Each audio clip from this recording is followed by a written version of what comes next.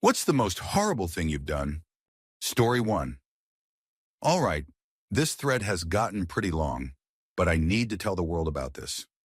My cousin and I used to vacation with one another's family. One year, as a teenager, he met this girl and connected with her on the beach. Most people would understand.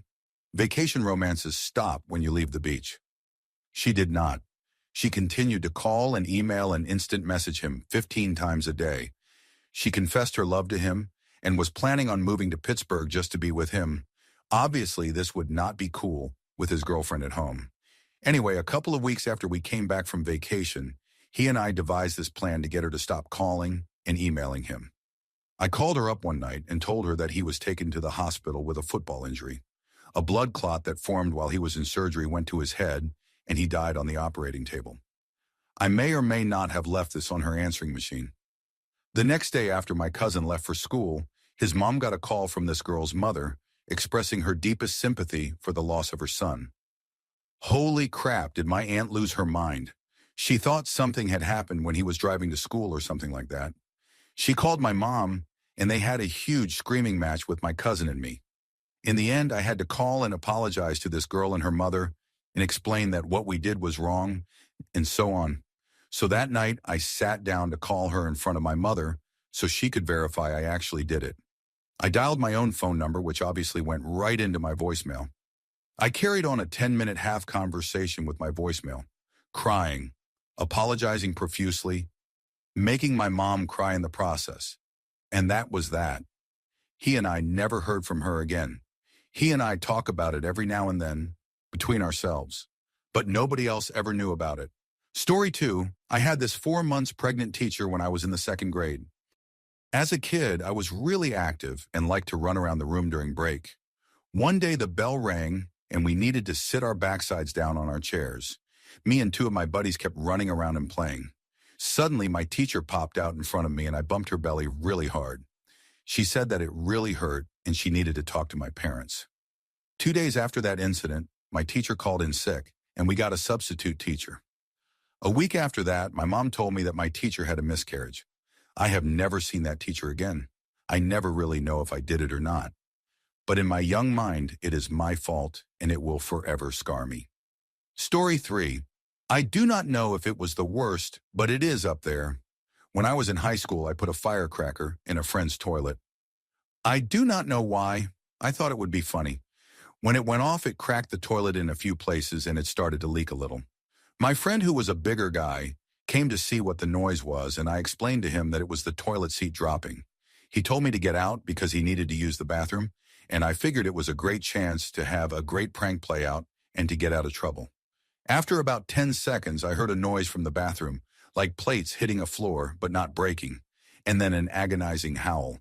The scream scared me, and after a few minutes, he came out of the bathroom in his boxers with blood all over the place. It turns out that he sat on the toilet and it broke, cutting him up pretty badly. I never told him what happened, and he blamed his weight for it, which gave him a complex for the rest of school. I still feel bad about it. Story 4, back in my teens. So I had an ex once who was bullied horribly by another girl.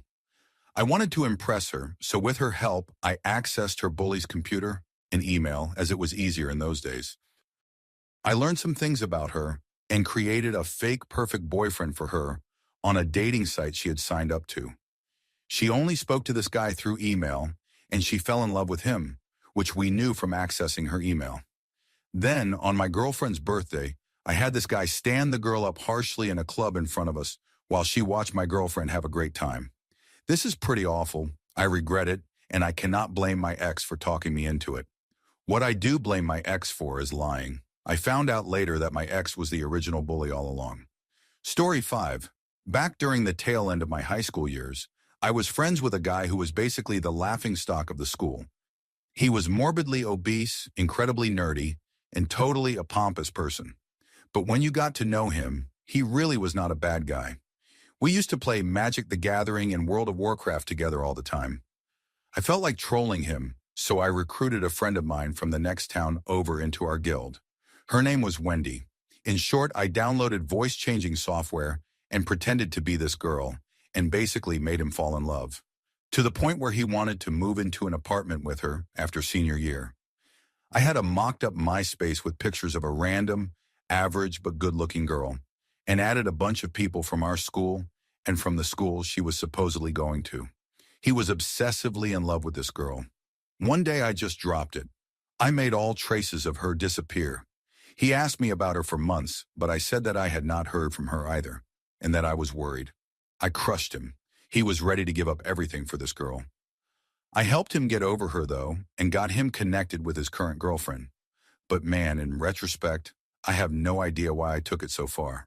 The fact that I probably harmed this guy, who I was friends with, for a long time, it is scary to think that a person could do that.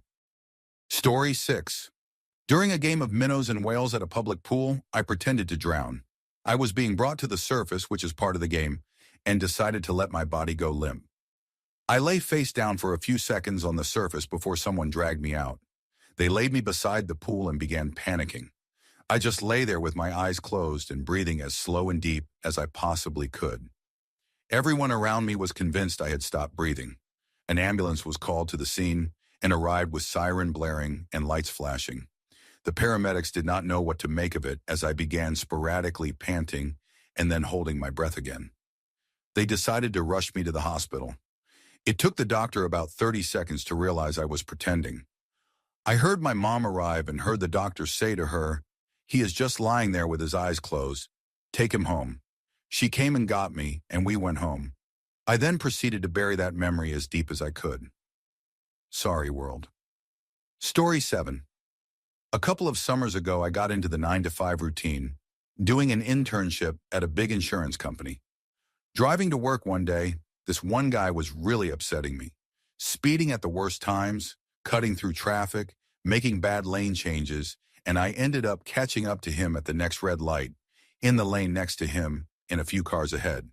So me being a jerk, I decided I was not going to let him change lanes this time, and boxed him in when he tried next.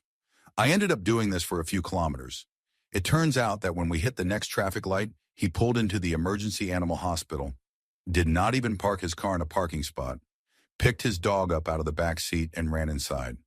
The worst part was, my window was open, so I heard the dog wailing and screaming in pain all the way inside. It scarred me forever. Story 8. As kids, my sisters would always make fun of my brother, who was a little bit overweight as a child. He always turned to me for encouragement, as I never picked on him. One day when I was visiting them, my sisters said something so impulsively funny that I just laughed without thinking. My little brother was standing in the doorway to go outside and heard the comment about him and saw me laughing at it. I will never forgive myself for it. The other is when I shrugged off my grandmother's present, which was a collector's doll when I was 11 or so. I learned years later that she had saved for months for that doll, as she was quite poor. She died later that year, alone, when my family was on vacation. It took 2 weeks for people to find her body. I will also never forgive myself for not showing my love for her. Story 9. This is not the worst thing I have done, but up to this day I remember it and feel bad. When I was in my early teens, my mom and I never got along. We constantly fought, and I was always grounded. So once she grounded me, and I waited until she left the house and sneaked into her room. I grabbed her favorite music compact disc. It was her only compact disc, and I scratched it all over with my nails and some keys. Then I left it back in its place and retreated like a ninja. Months later on a road trip, we were playing some music in the car, and my mom put the compact disc in, and it sounded awful. Not even 10 seconds of normal music. She then said, "Oh, looks like my compact disc is not working anymore." I really liked it. I felt so bad that day.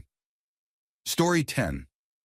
The worst thing I have ever done was tell my mom I never loved her.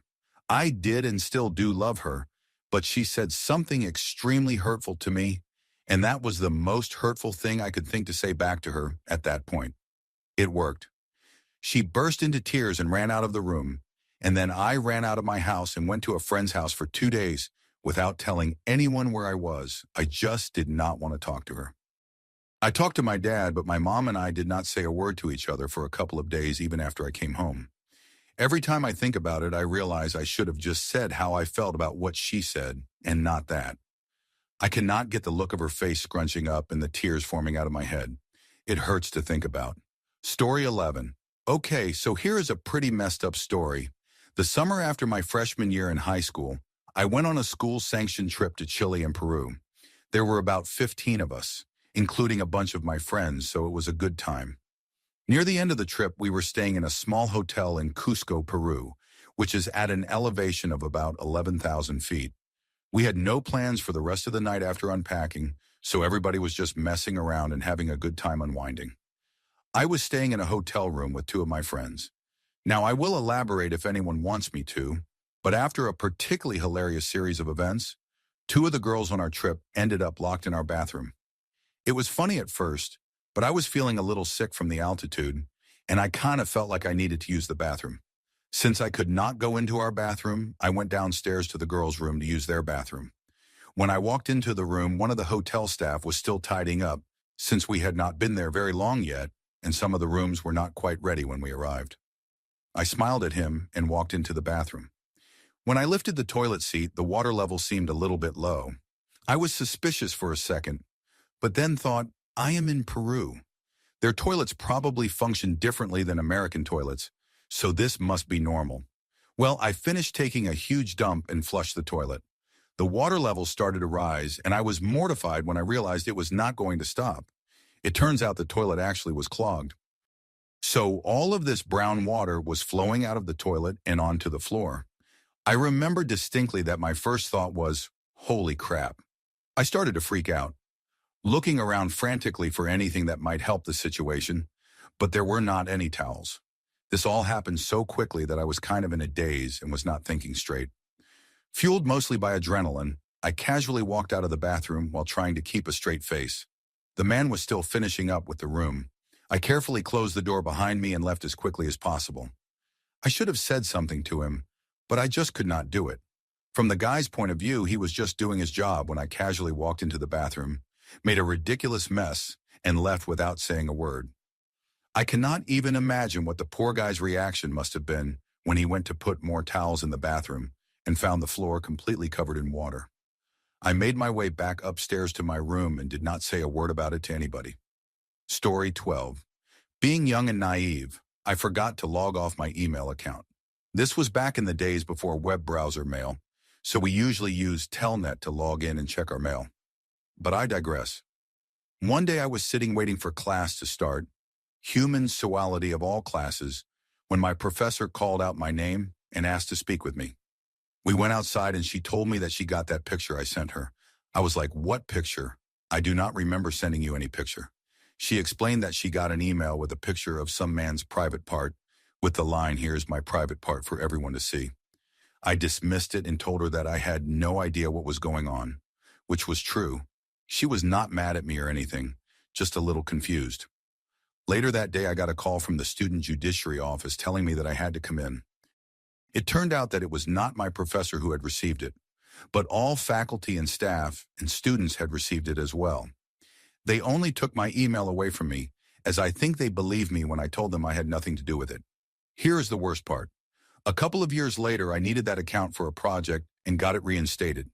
When I went and checked my mail, amongst the hundreds of messages left in there was a copy of the original email with the picture of some man with a tiny private part. I mean, I do not have the biggest private part, but yeah, it was a little embarrassing. Luckily for me, most students back then did not have email accounts from the school. Mainly the electrical and computer science technology students, so I do not think many ladies got that email. Bullet dodge. Story 13. I am a former hero addict. I have 69 days clean off the substance today. Well, you asked for the most horrible thing I have done, and that is a pretty tough one, but I think I have the answer that should unsettle enough of you to get some upvotes. My mother used to pay me cash to pick up my 25-year-old autistic brother from special education classes. Because it is pretty far away and she does not know how to drive on the highway because it scares her. Well, it turns out that his school borders a town called Paterson, New Jersey, which is like the hero capital of New Jersey, and happens to be where I used to buy. So I picked up my brother from daycare and was craving because at that point I had not used anything in over a day.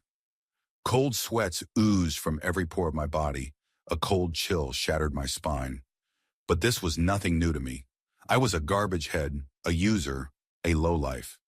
I did not think twice. I brought my brother into Patterson and went down the block as if I were alone, not even realizing I was now risking two lives, not just my own. Any trip down to that block is risking your life. If you are not getting robbed by the dealers, you are risking getting stopped by the police.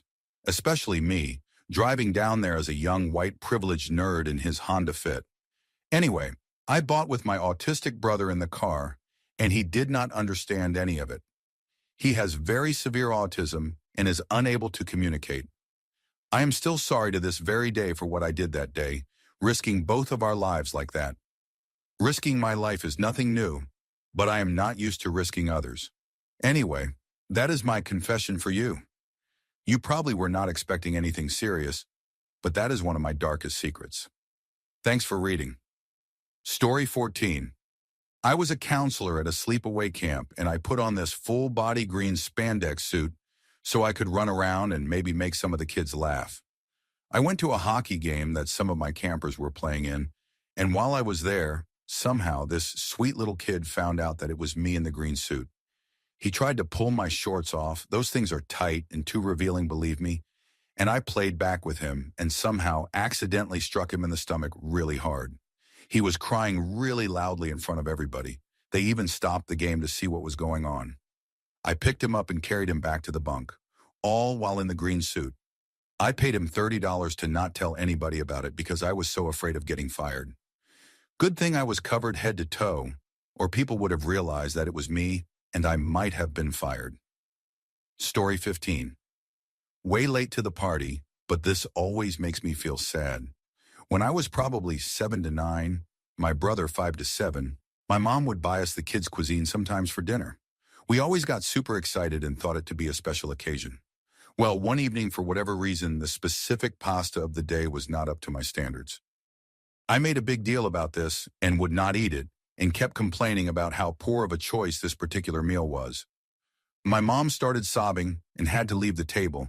My dad just looked at me like he was thinking, what kind of child have I created? The twist. My mom has multiple sclerosis, and she probably served us those dinners because she did not have enough energy to cook dinner that night. I still feel awful every time I reflect on that. Story 16. When I was about 16, my friends and I were out getting high and decided that it would be a great idea to put a can of sardines in someone's car. They would hop in their car and the smell would hit them. Hilarious. So we drove around a while until we found this car parked in a little block of offices. I got out and checked the door, and it was unlocked. So I opened the can of sardines and sent oily fish and tomato sauce all over the back seat of the car. As I was running back to my friend's car, I looked up into the office that still had its lights on. Inside was a woman in her mid-30s, early 40s, vacuuming this law office at 1:30 in the morning. This poor woman is a night cleaner, just working hard, and now has to deal with what I just did.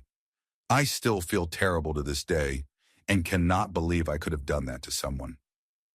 Story 17. When I was in middle school, but the America Online Instant Messenger conversations continued and got more and more disturbing. She told me her parents beat her, but later admitted her father had only slapped her once. Her weight became an obsession, convinced she was unattractive to my friend because she was overweight. She was not. She contemplated bulimia.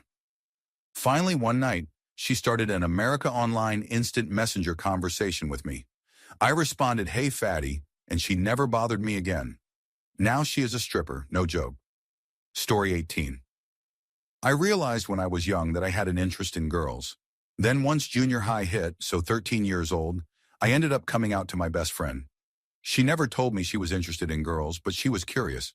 So we spent the whole summer together as girlfriends, but wanted to keep it a secret. We still thought it was wrong. Either way, once school started, she continued to want to date openly, kissing me, holding hands, writing love letters, and so on. But I was so scared someone would find out. So I ignored her. I ignored her for the first half of the school year, did not talk about it, did not look her in the eye, nothing. Then one day she came up to me in class crying with a letter saying things like, "I miss you. I have never been happier in my life than when I was with you. Please be mine again," and so on. And I looked her in the eye and ripped it up in front of her. She completely broke down in front of the class, and I would not explain why.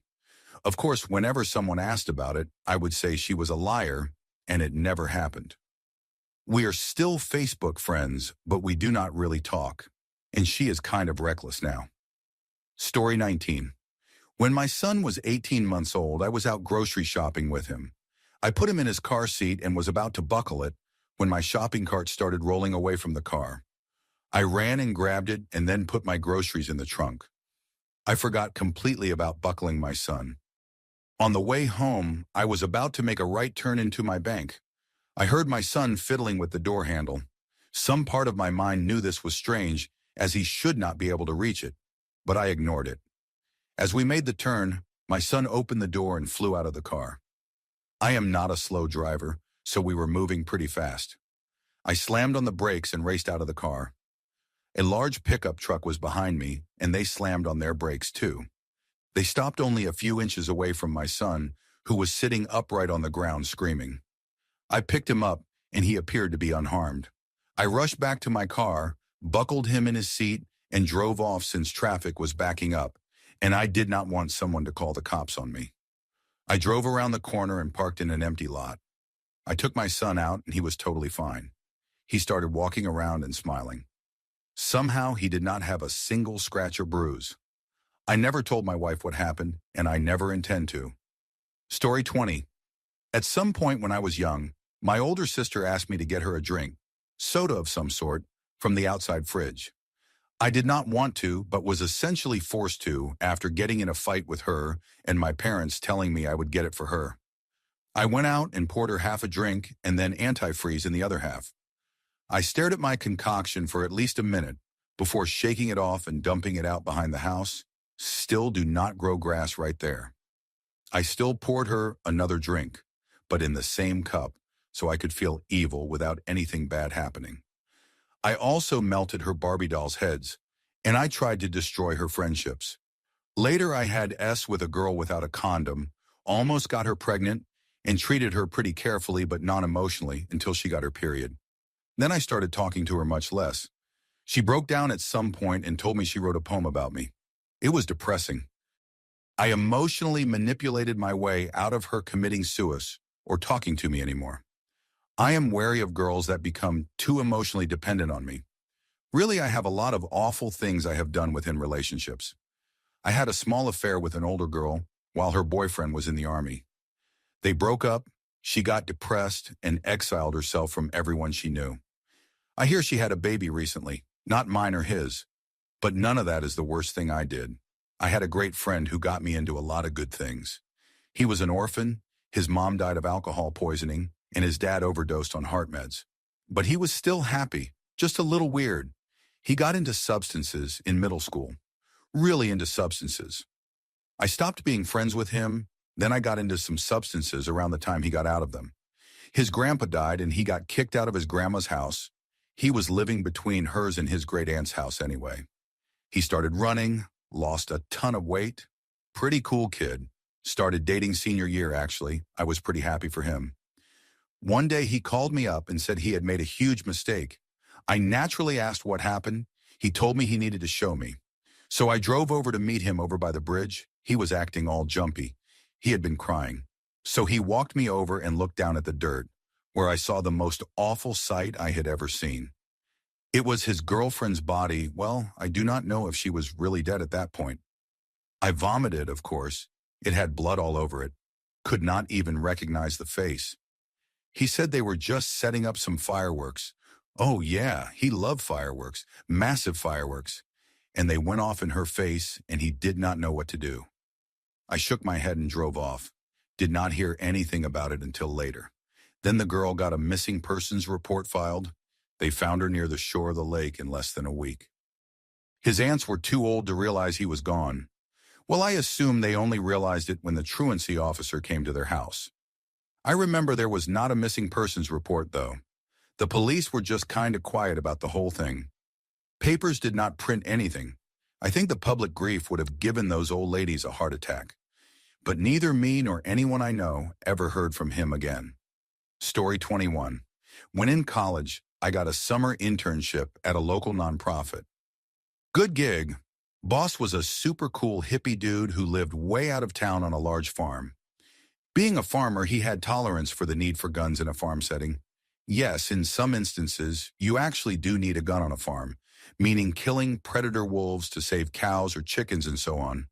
We had a company 4th of July party, and everyone was extremely drunk, starting with the boss. The boss decided to get out some machine guns and let people shoot his pawn. No harm, no foul, other than totally drunk, untrained people handling machine guns. Being a redneck by ethnicity and culture myself, he gave zero concern to me playing with his machine gun. I decided to get more drunk and go Tony Montana on his pond. I woke up in the morning to realize I had gunned down a small family of beavers, which he had hand-raised and released back into the wild. Story 22, I was at a bar and got really drunk one night. I woke up the next morning and realized I had a girl's number, but had no recollection of what she looked like. I texted her for a while and we decided to hang out. When I picked her up, she stepped out of her house and smiled. It was the worst display of crooked teeth I had ever seen. Anyway, to be polite, I went through with the date. A couple of weeks later, I was catching up with some friends at lunch. A girl was sitting nearby who looked over at us and smiled. She also had a very unfortunate set of teeth, which my buddies had noted. I eventually told them the story of the girl I dated, and one of my friends asked me if she was attractive. I responded in my overly loud voice she would be attractive if her teeth were not so messed up. I immediately remembered the girl sitting near us and looked at her. She had the most horrified expression I have ever seen. I have never felt like a bigger jerk. Story 23.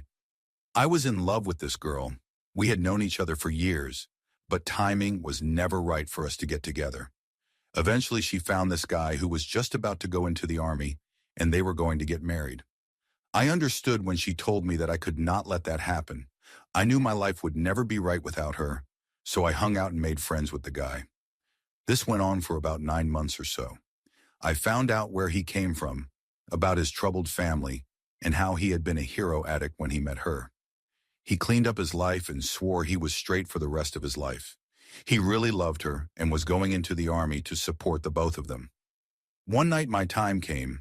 He and she had argued, and he was at my friend's house to blow off steam. We were hanging out, they were drinking, and I brought out my bottle of oxycodone, legitimate medical condition.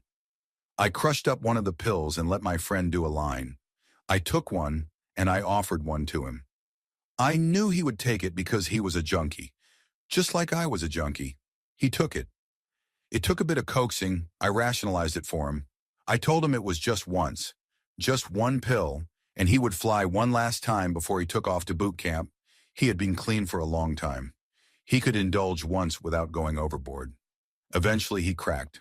He took one, then took one the next day on the way home. I gave him 2 more, and that was all it took. He fell off the wagon, started on hero again, got disqualified, and the girl dumped him. I was there for her to cry with, and we connected. We dated for a month, then we broke up. I do not know what happened to him. Story 24. This was in middle school before I learned basic human interaction, apparently. A few of us were talking in class, among them an old friend with whom I had been friends since about 2 years old. She was a cheerleader, one of the big strong girls at the bottom of the pyramid. You know, the real cheerleaders.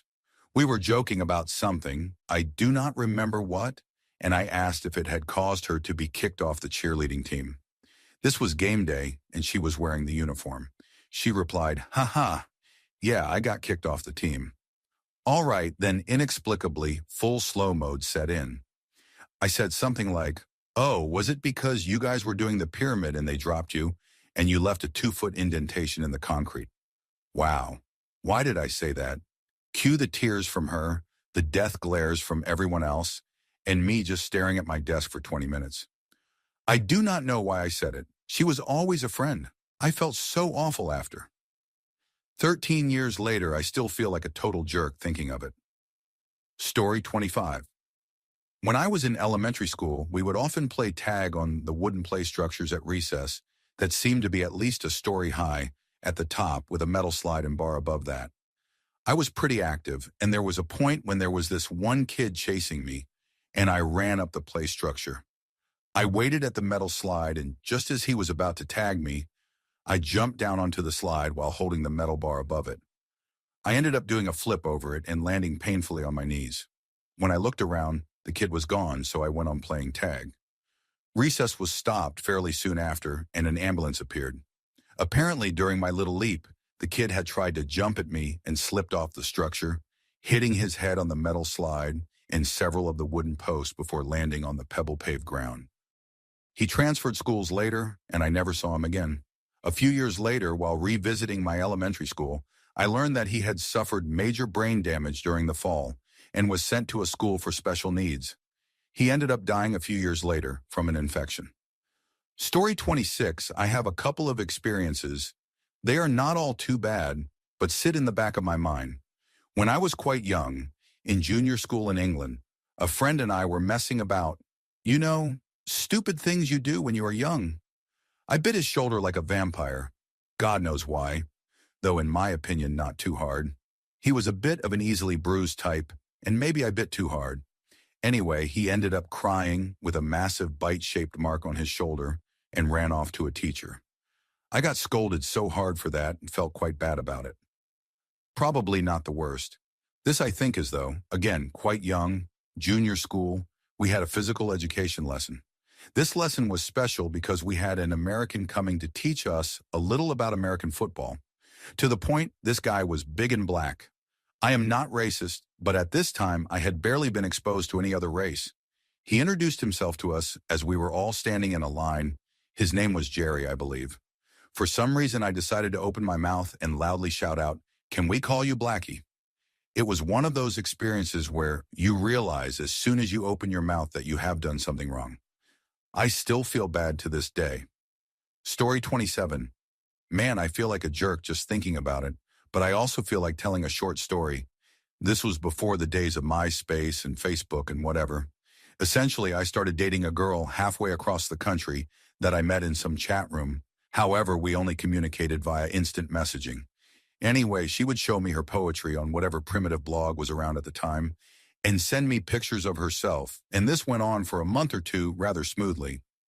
However, I began to assume correctly that these pictures of her were actually of her friend, which I had seen thanks to a link on her blog. Not to be duped any longer by this lying girl, I plotted my escape the best way I knew how. I pretended to hurt myself. At least that is what my mom told her. I posed as my mom, if that is not clear. I told her I was going to live, but she would not be talking to me ever again because I gave myself amnesia or some nonsense. I blocked her screen name and went on with my days. And about 2 weeks later, she instant messaged me from a new screen name. "Oh my God, are you okay?" So now I went back to being my mom and had to tell her that I was still recovering and went into a tirade about how I left notes mentioning her and that it was all her fault. She apologized profusely, but I laid into her with all the hurtful things my 14-year-old brain could come up with. She called me a rude name and told me I did not understand true love, and I blocked her again. Another month went by and she instant messaged me from a new screen name again. This time I did not act like my mom, but instead I pretended to be a new me with no memory of the past or her. To make a long story short, this led to her trying to make me remember how much I loved her for the next few months. I dismissed her as a confused person and continually blocked her new screen names as she pleaded with me, "Baby, just try to remember us." Sometimes I would have breakthroughs only to relapse the next time I talked to her, and generally just amused myself knowing I was hurting her little by little. Eventually I had enough of playing cat and mouse with her and changed my screen name. I sometimes wonder what I could have done differently. That is, to bother her more. But I think I did enough damage. Story 28. When I was about 8 years old, I was a church-going Cub Scout. There was this little kid at church who felt like he could do anything because his big brother could beat me up. I finally got sick of it and told him I would kick his backside and his brother's backside too. The kid set it all up at church in this kind of atrium area. He let his big brother in, who was probably a good 2 or 3 years older and probably a head taller than me. I laid into him with a heavy punch and almost broke his nose. There was blood everywhere. It turned out the kid did not tell his brother what was going on, and he had no idea what was about to happen. The kid ran off to his parents, and when I explained what had happened, he got it worse than anyone. Story 29. I was always the calm and quiet kid. I always minded my own business, and really only spoke when spoken to. One day, though, my father and stepmother had gotten themselves into one of their heated arguments. They had been together for a good number of years at that point, but by that time I had grown accustomed to it. I nonchalantly turned on some music and waited for the storm to pass like I usually did. Part of me must have been subconsciously reveling in the fact that they were not getting along, since I always hated my stepmother because I distinctly heard my stepmother say some rather unflattering things about my biological mother. What followed was not pretty. I threw my door open and butted my way into their argument. Next thing I knew, I was spewing every possible obscenity and insult imaginable at this woman. I called her a degenerate person, an incompetent and inept mother, and a genuine waste of a human being, among other things. As a bit of an afterthought, I told her that her cooking also tasted like something you would scrape from a dog's backside. There was genuine shock in both of their eyes. Something about the calm and collected stepson erupting in a flurry of obscenities must have caught them off guard. All my stepmother could muster was a stuttered curse. My dad sort of pushed me away from the conversation and told me to stay inside my room.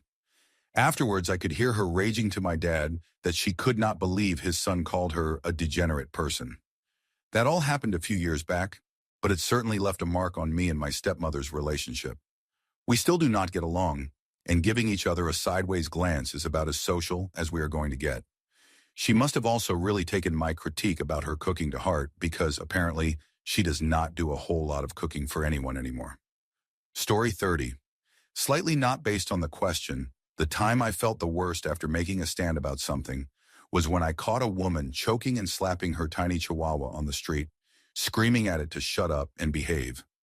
I am not a fan of animal rights groups. I do not care much about animal experimentation and all that, but seeing someone yelling at some tiny animal just kind of set me off. So I turned and yelled at the lady to stop hitting her dog, that she was doing something wrong and needed to stop smacking a tiny defenseless creature in the face. Well, she ran right up to me and started giving me an earful about how it was none of my business, how she treated her pet. But then it got worse. Other people joined in telling me it was none of my business. I had some short guy come up and try laying down the questions, asking if I was an animal behavior specialist or a police officer, or if what was going on there was any of my business. I could not believe it. I was standing in the middle of a dozen people berating me for trying to protect something that had no voice and no ability to protect itself from some shouting lady, and I was the monster. I am still outraged to this day. Apparently in New Westminster, British Columbia, Canada, it is okay to hit your pet on the street because onlookers will just cover their eyes and pretend they see nothing. I guess that is why the region has so many homeless people and exploited youth too. Nice work, people. Story 31. When I was a teenager, I was hanging out in my best friend's room while he did something for his dad. Other friends were around the house. This friend had a very attractive girlfriend at the time, and I was very much the stereotypical, socially awkward, virginal nerd. My friend was not. I harbored a secret crush on this girl, but obviously kept it to myself. Best friend had one of those big bed frames with little storage compartments attached to the headboard, and the left one was open a bit. Out of idle curiosity, I opened the door all the way, and I saw a printout of a girl's naked torso on folded over paper. Of course, I picked them up and opened them, and then I saw her face. It was his girlfriend. The odd combination of the voyeur aspect of this situation and my attraction to this girl and the thrill from my adolescent mind of seeing her totally nude and posed in various interesting positions caused an explosive cocktail of lust so powerful, primal, and unfamiliar to me at the time that it still sort of gets me excited a little bit. Without really considering my actions, which is unusual for me, I folded the pictures back up and popped them in my pocket. I used said pictures for self-satisfaction repeatedly when I got home, and then realized what I had done. I instantly felt sick. I continued to feel sick for days. What I had done was invade the privacy of my best, most trusted friend, stolen from him, alienated the privacy and dignity of his girlfriend. She never found out. And to make it worse, he obviously noticed their absence. But he refused to accuse me. He accused everyone else, including his father. People told me he told them he knew it could not have been me. I burned the pictures. I was sick for over a week. I have never felt so guilty, so horrible, so low over anything else in my life. I have always had a powerful conscience, but this was the closest thing I have ever felt to torture due to my own actions. I never told him. I am too ashamed to tell him, even though I seriously doubt he would care very much by now. He is still my best friend. The guy is like my brother.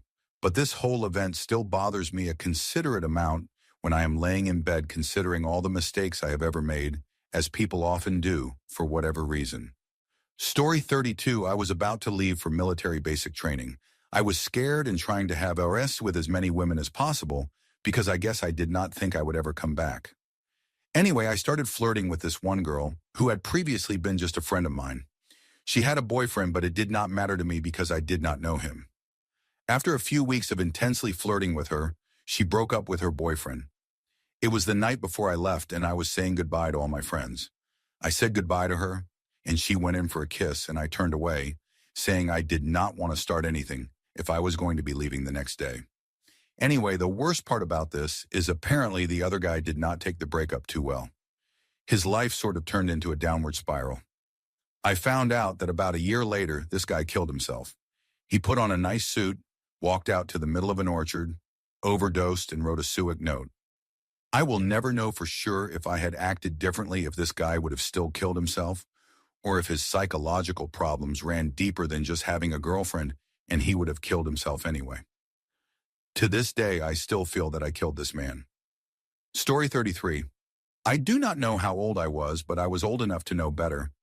I was having some kind of fight with my mom. She sent me to bed early, and I went in the bathroom because I always took a shower before bed and locked the door. I then proceeded to pretend to fall in the shower and scream in pain, expecting her to panic or cry or something. God, I hate myself right now. She broke down the door and part of the wall to get to me, so I pretended to have slipped and fallen and forgotten that I locked the door in order to get out of more trouble. A few years later, I actually did fall in the shower. I just blacked out and woke up a while later with her carrying me to the hospital. I guess I was bleeding a lot. Karma. One time after another fight with my mom about homework, I drew a picture of her with a smoking gun in her hand while I was bleeding to death from a gunshot to the head. She had a speech bubble that said, "I do not care if you are dying, do your homework." She kept it and showed it to me a few years back, and we laughed. I love you, Mom. I was a piece of shh as a kid. Story 34. My parents divorced when I was young. My dad remarried and he and my stepmom had 2 daughters, and I visited them during the summer. One of our many activities was playing outside with water guns, and since they lived there and were more permanent, one year they got super soakers. They were expensive at the time for water guns, and consequently I did not get one, since I was not living there, and my mom would need to get one for me. I had some little dinky water gun compared to them, and it was grossly unfair. I am a few years older than my oldest sister, and she is 3 years older than the next. And I was faster, a little more cunning, and a lot more boy. One advantage I had over them was that I have a penis and it is directable and able to focus urine. I had enough of the uneven sides with the water guns, and I was able to run and hide from them long enough to use this ability to my advantage and piss into my water gun. I filled the rest of it with water and proceeded to play with my new ammonia. It was much more enjoyable from that point on. They were pretty vocal about how they were winning, but I am pretty sure they were wrong. Story 35. At the age of 18 to 19, I was seeing this girl, Pam, a real cool girl who worked as a projectionist at an independent theater. She was really smart, had unusual taste in music, and was just all around fun and interesting. We got back to my apartment after a night of house parties and ended up on the couch watching television for about 5 minutes before we started the whole precursor to side time thing. Out of nowhere, while we were lip-locked, I suddenly tasted salt water in my mouth because she was crying. She told me not to worry and said she was just thinking about some past things, and I pressed gently until she finally came forward. She told me she had been raped by her father at a very young age, and that sometimes when she was drinking, it brought back those awful memories. We ended up talking for the rest of the night until we fell asleep on each other. The next day, she was awake before me. making breakfast and seeming super relieved she had gotten that part of her past out of the way. We ate breakfast. Then she cuddled up next to me on the couch and we started making out and getting touchy-feely, and I noticed I was not getting aroused at all, not even a little. She realized it after a while and asked if it was because of what she told me the night before, apologizing and saying it was not her fault and that he had made her. And I told her there was no way she should ever apologize for something that monster did to her, and that if he was not already dead, I would kill him. Never happened again between us, and it ended about 2 weeks later while we were naked in bed, and she was once again asking why, when I just blurted out that all I could think of her as now was a victim and that I wanted to feel sorry for her, not sleep with her. She ran out screaming and getting dressed on her way out the door as I apologized, but it was already too late. If there is a hell, I will see you there. Story 36. When I was around 14 years old, I was not well liked. I had friends, but I was not one of the popular kids. Every school has bullies, and one of them in particular had a thing for me. Let us call him Billy the Bully. I never understood what he hated so much, but he took out so much crap on me every single day. He would get into my locker, which was easy to pick with a paperclip, and steal my books, sabotage me when I tried talking to girls, and basically make my life miserable. He knew my family made decent money, and his family, while not poor, was not very rich. He had been known to steal from teachers, from the gym, from the nurse's room, but he was never caught. One day I had enough and spread a rumor that my mom had just sold some antiques left by my grandmother for a few $1,000s and that we had cash at home. I knew he would come to my house to try stealing it. I waited for weeks and he never came, until one day he finally did. I left the back patio door unlocked by mistake. I hid in my parents' room where he would think the money was, and when he opened the door, I confronted him with my dad's old revolver. I shot him 5 times in the chest and killed him. I called my parents first, then the police. I practiced my story every day while I waited for him, and I told the police that I heard an intruder, ran into my parents' room, grabbed the gun, and fired in fear for my life without recognizing him until afterward. I went through hell being questioned, and my parents had to put me in therapy. My school found out, people felt sympathy, and suddenly I had more friends wanting to hang out with me. They just wanted to be around the kid who had killed someone in self-defense, but I did not care. I was no longer bullied. Story 37. In 6th grade, everyone picked on one guy in our class. The big gag was to try to tie his book bag, the kind with elastic bands across the back, to his chair. Everyone tried jokingly for a long time, but no one ever managed it. One day, just as we were getting ready to leave, I succeeded in tying his bag to his chair, and when he got up, the chair came up with him and he fell to the floor. Our teacher made all of us hand in a paper and write who did it if we saw anything. Everyone told me they would not snitch on me, but I felt guilty and wrote, "It was me, bail bondsman." The next day, the teacher told me he wanted to see me after class, but I said I knew what I did was wrong, that I had apologized and that I felt terrible, and would accept any punishment he wanted to give. He never brought it up again, but I have felt horrible ever since. The next day, his mother even cut off all the elastic bands on his bag, which meant he had gone home, told her what happened, and she thought it was serious enough to do something about it. Story 38. When I was little, we had a crossing guard who was mentally handicapped. I never knew exactly what condition he had, but he had slurred speech, moved slowly, and was always kind. Being little kids, though, we were assholes. We would throw pine cones at him, laugh, and make fun of him. One day he finally had enough and reported me, and I got in trouble. My parents picked me up from school and took me home for suspension, and for the first time in my life, my dad literally beat my ass. I felt like a piece of garbage for how I treated that man, but I was also furious because I did not think my dad had the right to be that angry. I do not know why I thought what I did, but I decided that I would kill myself or force my dad to do it accidentally. I wrapped a bike chain around my neck in a way that it would tighten, attached it to the headboard of my bed, and threw a blanket over myself with my feet sticking out. My family had to leave the house that day, and when they kept calling me to come out and I never answered, my dad came to get me. He grabbed my feet and yanked hard, screaming at me, and each pull tightened the chain more. After several pulls, he ripped the blanket off me and stared in horror as I lay there turning purple. They removed the chain immediately and my mom went hysterical. My dad did not speak to me for days. It was the most horrible chain of events I have ever caused. Story 39. I went to another high school outside my district, and my good friend went to the one closest to where we lived. He had to go to a nighttime program that helped kids catch up on missing work or get tutoring before failing a class. There were 3 of us total, and we took a bag of paintballs along for the visit. When he got to the classroom, he immediately handed his work to someone who would do it for him while we waited. After he turned the completed work in, we walked around the school and went into random classrooms, pelting computer screens with paintballs. We also grabbed attendance books and threw all the student cards, which organized students by seat, row, and so on, all over the floor. We did this to a bunch of rooms and were making our escape through a back door until we came to a handicap ramp, which I hosed down with a fire extinguisher. The kicker is that it was all over the local news the next day, and the school stopped running the program, leaving many kids without the help they needed to pass their courses. I laid low about it after that. Story 40. My junior year in high school, some friends and I decided to go mailboxing. Since it was summer and around the 4th of July, I grabbed some firecrackers because I was always known as the fireworks guy, thanks to my dad buying wholesale and reselling stuff.